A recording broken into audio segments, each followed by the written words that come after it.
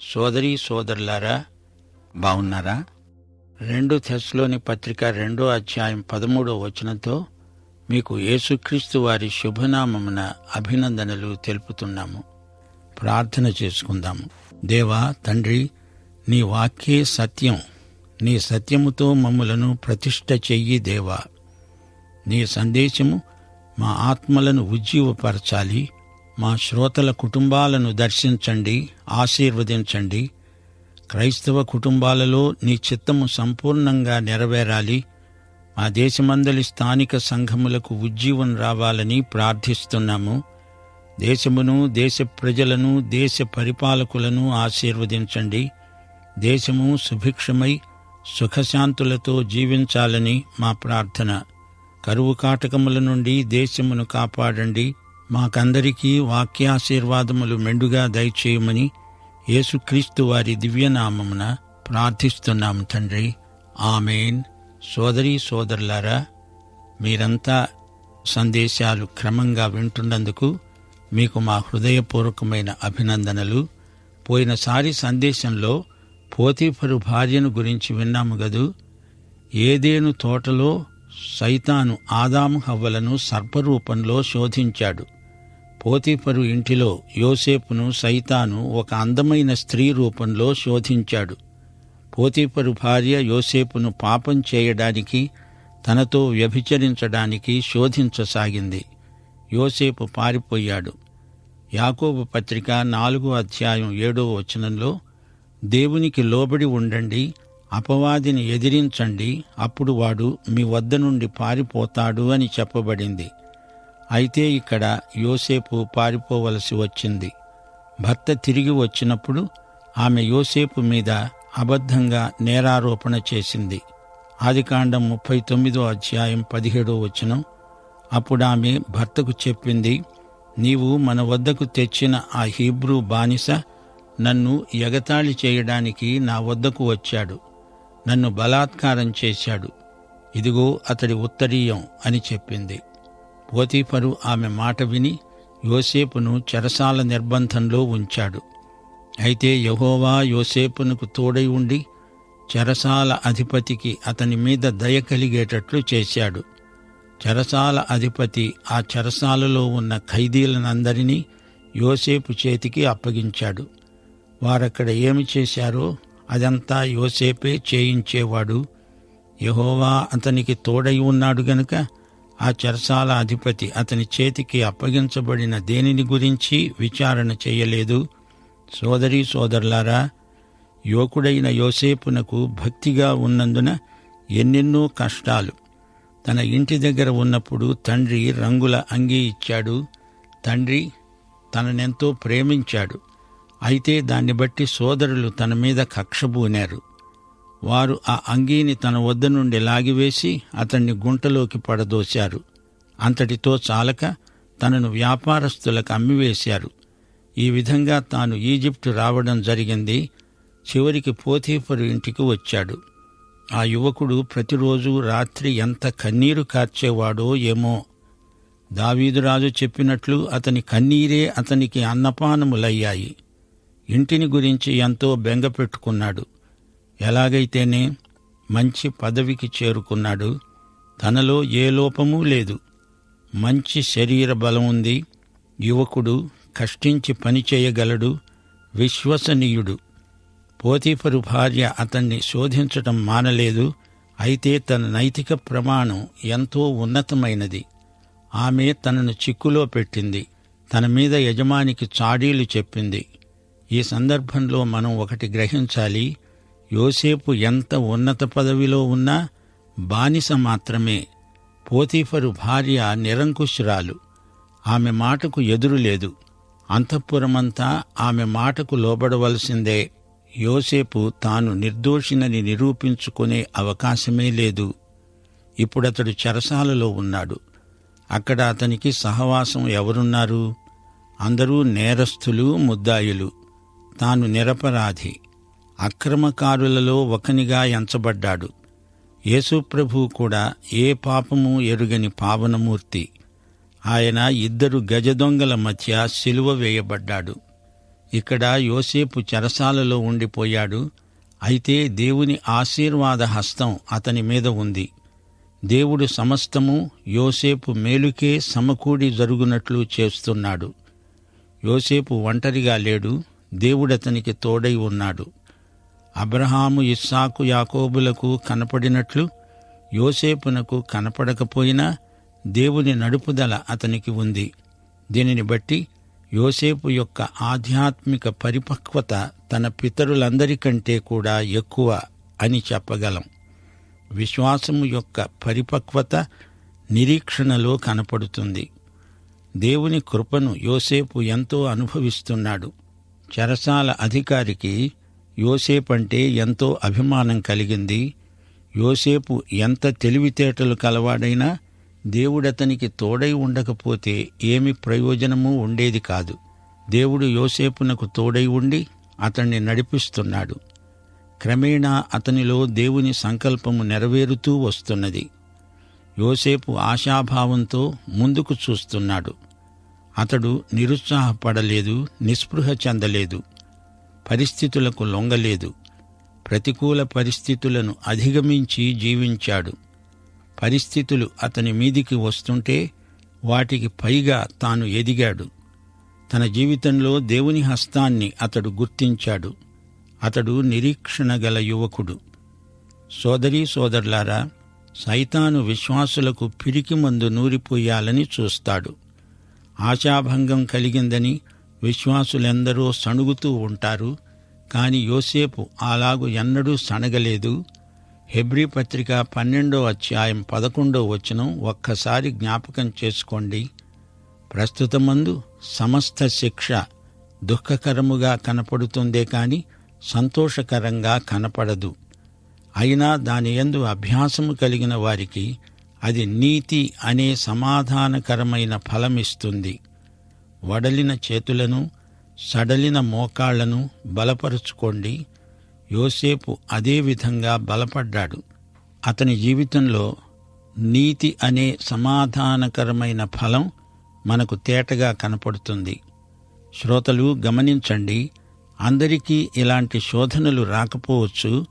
అయితే కొందరు కఠిన పరీక్ష ఎదుర్కోవలసి వస్తుంది. సైతానును ఎదిరించి నిలువగల దండిగుండె గల యువత నేడు సంఘాలకు కావాలి. సైతానుకు అమ్ముడు పోకూడదు. యోబు, అపొస్తలుడైన పౌలు ఎలాంటివారు? వారిని సైతాను కొనగలిగాడా? అసాధ్యం. సైతాను మానవులను ద్వేషిస్తాడు. మానవతను ధ్వంసం చేయడానికి పూనుకున్నాడు. అయితే విశ్వాసవీరులు ఎట్టి పరిస్థితులలోనూ లొంగరు. ఇప్పుడొక ప్రశ్న ఎదురవుతోంది. దేవుని దృష్టిలో యోసేపు చెరసాలలో ఉండడము అంత అవసరమా? ఉత్తరోత్తర అతనికి మేలు కలగడానికి ఇప్పుడు యోసేపు శ్రమ పడక తప్పదు. ఇప్పుడు మనం 40వ అధ్యాయానికి వస్తున్నాము. ఈ అధ్యాయంలో యోసేపు ఒక పానదాయకుడికి, భక్ష్యకారుడికి సహాయం చేస్తున్నాడు. వారికి కలలు వస్తే ఆ కలల భావం వారికి తెలియచేస్తాడు. అలా చెప్పడానికి దేవుడే యోసేపునకు జ్ఞానం ప్రసాదించాడు. యోసేపు చెప్పినట్లే జరిగింది. దానితో యోసేపు జీవితం కొత్త మలుపు తిరిగింది. ఈ అధ్యాయంలో వృత్తాంతం త్వరగా నడిచినట్లు అనిపించదు, మందకొడిగా నడుస్తుంది. యోసేపు చెరసాలలో బందీ. భక్ష్యకారుడు యోసేపు సంగతి రాజుగారికి చెప్పడం మర్చిపోతాడు. ఇదంతా ఎందుకు జరిగింది? దేవుడు అలా జరగనిచ్చాడు. వేరే కారణమేమీ లేదు. 37వ అధ్యాయంలో యోసేపునకు, యేసుక్రీస్తుకు కొన్ని పోలికలు చెప్పుకున్నాము. ఇప్పుడు మరికొన్ని పోలికలు మీ దృష్టికి తెస్తాము. 1, యోసేపు తన సోదరుల వద్దకు పంపబడ్డాడు. అలాగే యేసుక్రీస్తు తన సొంత వారి వద్దకు, ఇశ్రాయేలులో చెదరిపోయిన వారి వద్దకు పంపబడ్డాడు. 2, యోసేపు నిష్కారణంగా తన సోదరుల చేత ద్వేషించబడ్డాడు. యేసు ప్రభు అదే మాట చెప్పాడు. వారు నన్ను నిర్హేతుకముగా ద్వేషించారు అన్నాడు. 3, యోసేపు తన సోదరుల చేత అమ్మివేయబడ్డాడు. యేసుక్రీస్తును తన శిష్యుడు, సోదరతుల్యుడు అయిన ఇస్కరియోతు యూదా అప్పగించాడు. 4. యోసేపును 20 తులముల వెండికి అమ్మివేశారు. యేసు ప్రభువును 30 వెండి నాణేలకు అమ్మాడు. 5. సోదరులు యోసేపును చంపడానికి కుట్ర పన్నారు. అలాగే యేసును చంపడానికి మతనాయకులు, అధికారులు కుట్రాలోచన చేశారు.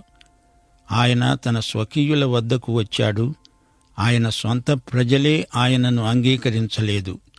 6. యోసేపును గుంటలోకి పడద్రోశారు. అది అతనికి మరణస్థలం. అలాగే యేసుక్రీస్తును కల్వరి కొండపై సిలువ వేశారు. 7. యోసేపును గుంటలో నుండి పైకి తీశారు. అలాగే యేసుక్రీస్తు సమాధిలో నుండి 3వ రోజున మృత్యుంజయుడై లేచాడు. 8. యోసేపు తండ్రికి లోబడ్డాడు. యేసుక్రీస్తు తన తండ్రి చిత్తము నెరవేర్చి ఆయన పని ముగించడానికి నిద్రాహారాలు కూడా మానాడు. 9. యోసేపు తన సోదరులను వెతకటానికి వెళ్ళాడు. అలాగే యేసు ప్రభువు నశించిన దానిని వెదకి రక్షించడానికి ఈ లోకానికి వచ్చాడు. 10. యోసేపును అతని సోదరులు ఎగతాళి చేశారు. అతడు వస్తూ ఉంటే చూచి, ఇడుగో కలలు కనేవాడు అని అపహాస్యం చేశారు. అలాగే క్రీస్తును చూచి అపహసిస్తూ శిలువ మీద నుండి దిగిరమ్మని వ్యంగ్యంగా మాట్లాడారు. 11. యోసేపును చేర్చుకోవడానికి సోదరులు ఇష్టపడలేదు. అలాగే యేసు సోదరులైన యూదులు ఆయనను అంగీకరించలేదు. 12. వారు యోసేపును చంపడానికి సమాలోచన చేశారు. అలాగే యేసును ఎలా చంపాలా అని ఆలోచన సభలో చర్చించారు. 13. యోసేపు అంగీని రక్తంతో తడిపి తెచ్చి యాకోబుకు చూపారు. అలాగే యేసుక్రీస్తు అంగీ కోసము వారు చీట్లు వేశారు, జూదమాడారు. 14. యోసేపు ఈజిప్టు దేశములోకి అమ్ముడుపోయి వచ్చాడు. చాలా రోజులు తన ప్రజలకు దూరంగా అజ్ఞాతంగా ఉండిపోయాడు. అలాగే యేసుక్రీస్తు ఆరోహణమై పరలోకానికి వెళ్ళాడు. అన్నాడు, నేను తిరిగి వచ్చే వరకు మీరు నన్ను చూడరు. 15. యోసేపు లోక ప్రభావము చేత శోధనలకు గురి అయ్యాడు. శరీరము, సైతాను, లోకము అతణ్ణి శోధించాయి. అయితే అతడు గెలిచాడు. అలాగే యేసు ప్రభువు శోధనలన్నిటినీ జయించాడు. నేను లోకాన్ని జయించాను అని చెప్పాడు. 16. యోసేపు లోకమంతటికీ సంరక్షకుడయ్యాడు. అందరికీ ఆహార ధాన్యము సరఫరా చేశాడు. అలాగే యేసు ప్రభువు లోకరక్షకుడు. 17. యోసేపును అతని సోదరులు ద్వేషించారు. అతన్ని అన్యులకు అప్పగించారు. అతన్ని అన్యాయపు తీర్పుకు గురిచేశారు. అలాగే యేసు ప్రభువు కూడా మతనాయకుల చేత అన్యప్రభుత్వానికి అప్పగించబడ్డాడు. ఆయన నోట ఏ కపటమూ లేదు. ఆయన పాపరహితుడు. 18. పిలాతు ప్రజలు తెచ్చిన అభియోగాన్ని నమ్మలేదు. యేసు నిర్దోషి అని పిలాతుకు తెలుసు. అయినా ప్రజలను తృప్తిపరిచేందుకు నీతిమంతుణ్ణి సిలువకు అప్పగించాడు. అలాగే యోసేపు నిర్దోషి అని పోతీఫరుకు తెలుసు. అయినా భార్యను సంతోషపెట్టడానికి యోసేపును చెరసాలలో వేయించాడు. పోతీఫరు పై అధికారి ఫరో. ఆయనకు సంజాయిషీ చెప్పాలి. అలాగే పిలాతు కైసరు క్రింద గవర్నరు. ప్రజలు అతనికి ఫిర్యాదు చేస్తారేమో అని పిలాతు భయపడ్డాడు. 19. యోసేపు చెరసాల అధిపతి ప్రాపకము సంపాదించాడు. అలాగే యేసు ప్రభువును గురించి రోమా శతాధిపతి సాక్ష్యమిచ్చాడు. నిజంగా ఈయన దేవుని కుమారుడే అన్నాడు. 20. యోసేపు నేరస్తుల మధ్య ఉన్నాడు. వారిలో ఒకడుగా పరిగణించబడ్డాడు. యోసేపు ద్వారా పానదాయకునికి ఆశీర్వాదము, భక్ష్యకారుడికి శిక్ష. అలాగే యేసు ప్రభువు 2 దొంగల మధ్య సిలువ వేయబడ్డాడు. వీరిలో ఒకడు రక్షించబడ్డాడు, మరి ఒకడు నరకంలో పడిపోయాడు. ఇప్పుడు మనం 40వ అధ్యాయంలో ఉన్నాము. ఇప్పుడు మా శ్రోతలకు అర్థమైంది కదా, యోసేపు పట్ల దేవుని చిత్తము నెరవేర్పు కోసము ఇదంతా జరగవలసి ఉంది. ఇప్పుడు 40వ అధ్యాయం 1వ వచనం వినండి. అటు పిమ్మట ఈజిప్టు రాజు యొక్క పానదాయకుడు, భక్ష్యకారుడు తమ ప్రభువైన ఈజిప్టు రాజు ఎడల తప్పు చేశారు. ఫరో తన 2 ఉద్యోగస్తుల మీద, అనగా పానదాయకుల అధిపతి, భక్ష్యకారుల అధిపతి, వీరిద్దరి మీద కోప్పడ్డాడు. వారిని చెరసాలలో ఉంచడానికి రాజ సంరక్షక సేనాధిపతికి అప్పగించాడు. అది యోసేపు బంధించబడిన స్థలం. శ్రోతలు, మీకేమనిపిస్తోంది? ఇది ప్రమాదవశాత్తు జరిగిన సంఘటన కాదు, దేవుని చిత్తం. ఈజిప్టు రాజు ఫరో. అతడు నియంత, నిరంకుశుడు. వారికి అనుగ్రహం వచ్చినా ఆగ్రహం వచ్చినా పట్టలేరు. అతి కోపం, అతి ప్రేమ, పిచ్చి మహారాజులు. భక్ష్యకారుడు చేసిన నేరమేంటి? ఒకవేళ అతడు వండిన భక్ష్యాలు మాడిపోయినయేమో, లేక సరిగా ఉడకలేదో రాజుగారికి కోపం వచ్చింది. వెంటనే చెరసాలలో వేశాడు. పానదాయకుడు ఏం చేశాడు? అతడు చేసిన నేరమేమిటి? రాజుగారికి పానపాత్ర అందించడానికి వస్తూ కంగారుపడి తొట్టిల్లాడు. అప్పుడు పాత్రలోని ద్రాక్షరసం ఒలికింది. మంచి విలువైన పర్షియా తివాసి మీద పడింది. ఇంకేముంది? రాజుగారికి కోపం ముంచుకొచ్చింది. మరింకేదైనా కారణముందేమో మనకు తెలియదు. అయితే అక్కడ మనము గుర్తించాల్సిన ముఖ్య విషయం ఏమిటంటే, వారిద్దరూ యోసేపు ఉన్న చోటనే చెరసాలలో వేయబడ్డారు. చెరసాలలో కూడా యోసేపు మంచి పదవికి హెచ్చించబడ్డాడు. యోసేపును ఎక్కడ పెట్టినా దేవుని కృపచేత అతడు ముత్యంలాగా రాణిస్తాడు, ప్రకాశిస్తాడు. సామెతలు 18వ అధ్యాయం 16వ వచనంలో చెప్పినట్లు, ఒకడు ఇచ్చే కానుక వానికి వీలు కలుగజేస్తుంది. అది గొప్పవారి ఎదుటికి వారిని రప్పిస్తుంది. ఇది యోసేపు విషయంలో నిజం. దేవుడతణ్ణి ఇంకా ఎంతో హెచ్చించబోతున్నాడు.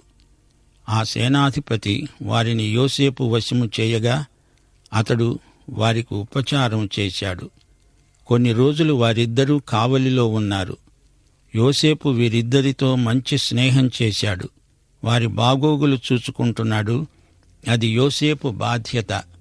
వారిద్దరూ, అనగా చెరసాలలో బంధించబడిన ఈజిప్టు రాజు యొక్క పానదాయకుడు, భక్ష్యకారుడు, ఒకే రాత్రియందు కలలు కన్నారు. వారి కలలు వేరువేరుగా ఉన్నాయి. తెల్లవారినప్పుడు యోసేపు వారి వద్దకు వచ్చి వారిని చూడగా చింతాక్రాంతులుగా ఉన్నారు. యోసేపు ఎల్లప్పుడూ సంతోషంగా ఉండే మనిషి, ఆశాజీవి, చురుకుగా పనిచేస్తాడు. అతడు ఈ ఇద్దరినీ చూచి వీరి దుఃఖానికి కారణమేమిటో తెలుసుకోగోరాడు. వీరు ఫరో ఉద్యోగులు. ఏమి జరిగింది? ఎందుకు వీరికి చింత?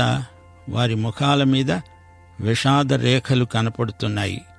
అడిగాడు, ఎందుచేత నేడు మీ ముఖాలు చిన్నబోయి ఉన్నాయి? ఈ ఫరో ఉద్యోగస్తులు, తనతో నిర్బంధంలో ఉన్నవారు అరమరికలు లేకుండా తమ గోడు చెప్పుకున్నారు. మేము కలలు కన్నాము, వాటి భావము చెప్పగలవారు ఎవరూ లేరు అని అతనితో చెప్పినప్పుడు యోసేపు అన్నాడు, భావములు చెప్పడం దేవుని అధీనమే కదా. మీరు దయచేసి ఆ కలలు నాకు వివరించి చెప్పండి అన్నాడు. యోసేపు ఈ విషయంలో దేవునికే మహిమా ప్రభావములు ఆరోపిస్తున్నాడు. యోసేపులాగే మరో హీబ్రూ యువకుడున్నాడు. అతని పేరు దానియేలు. అతడు కూడా పరాయి ప్రభుత్వంలో ఒక ఉద్యోగి. దానియేలు యోసేపులాగే తన దేవునికి మహిమ చేకూరాలని లోకంతో రాజీ పడకుండా జీవించాడు. నేటి క్రైస్తవ యువత యోసేపు దానియేలుల్లాగా సత్యం కోసం నిలువగలిగితే అది దేవునికి ఎంతో మహిమ. మనం ఏమి చేసినా ప్రభువు మహిమార్థమై చెయ్యాలి. దానివల్ల ఎంత నష్టం వచ్చినా, ఎన్ని ప్రతిఘటనలు ఎదురైనా లెక్క చేయకూడదు. అనేకసార్లు మన జీవితాలలో బలహీనత చోటు చేసుకుంటుంది. ఎందుకో తెలుసా? దేవుడిచ్చిన ఆశీర్వాదాలకు గాను ఆయనకు కృతజ్ఞత చూపకుండా, ఆయనను మహిమపరచకుండా గొప్పలు చెప్పుకుంటే మనకు తిప్పలు రాక మానవు. యోసేపు దేవునికి మహిమ తెచ్చాడు. ఆయన కృపామహిమకు కీర్తి తెచ్చాడు. యోసేపు చెప్పిన కలల భావమేమిటి? దాని పరిణామమేమిటి? ఈ విషయాలు వచ్చే సందేశంలో విందాము. ప్రార్థన చేసుకుందాము. కృపామయా దేవా, నీ బిడ్డలమైన మాకు నీవు చేస్తున్న మేళ్లు లెక్కకు మిక్కిలిగా ఉన్నాయి. నీకే మహిమా ప్రభావములు ఆరోపిస్తున్నాము. మా ప్రభువైన యేసుక్రీస్తునందు మాకు పరలోక విషయములో ఆత్మ సంబంధమైన ప్రతి ఆశీర్వాదము అనుగ్రహించావు. నేటి పాఠమును మా శ్రోతల ఆత్మల నిమిత్తమై ఆశీర్వదించుమని వేడుకుంటున్నాము. మన ప్రభువైన యేసుక్రీస్తు వారి దివ్య కృప, తండ్రి అయిన దేవుని ప్రేమ, పరిశుద్ధాత్మ యొక్క అన్యోన్య సహవాసము మనకందరికీ నిత్యత్వము పర్యంతము తోడై ఉండునుగాక. ఆమేన్.